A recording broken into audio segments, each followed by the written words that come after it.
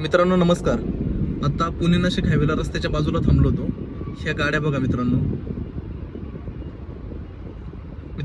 प्रत्येक गाडीमध्ये ना एक मन आहे आणि त्या मनाची आहे ना घालमेल चालू आहे की मी आज जे जगतोय ना त्याच्यापेक्षा उद्या काहीतरी वेगळं असेल, उद्या काहीतरी वेगळं करेल.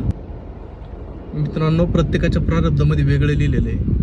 तर कोणी तुम्ही जॉब करत असाल, कोणी व्यवसाय करत असाल, तर प्रत्येकाला वेगळं चॅलेंज आहे लाईफमध्ये.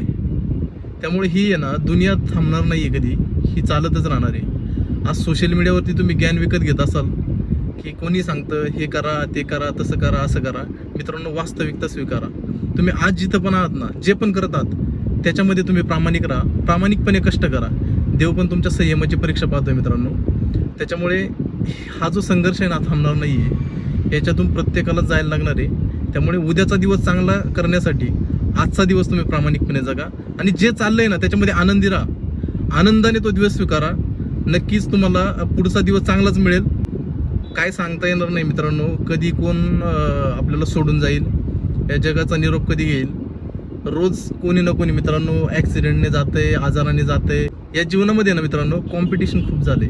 त्याच्यामुळे प्रत्येकाला चॅलेंजेस आहे आता पुढे जाण्यासाठी. त्याच्यामुळे एकच सांगणार राहील की आजचा दिवस चांगला जगा, प्रामाणिकपणे जगा, कोणाला दुखवू नका, कोणाला फसवू नका. देव तुमच्या पाठीवर हात ठेवलेला आहे देवानी.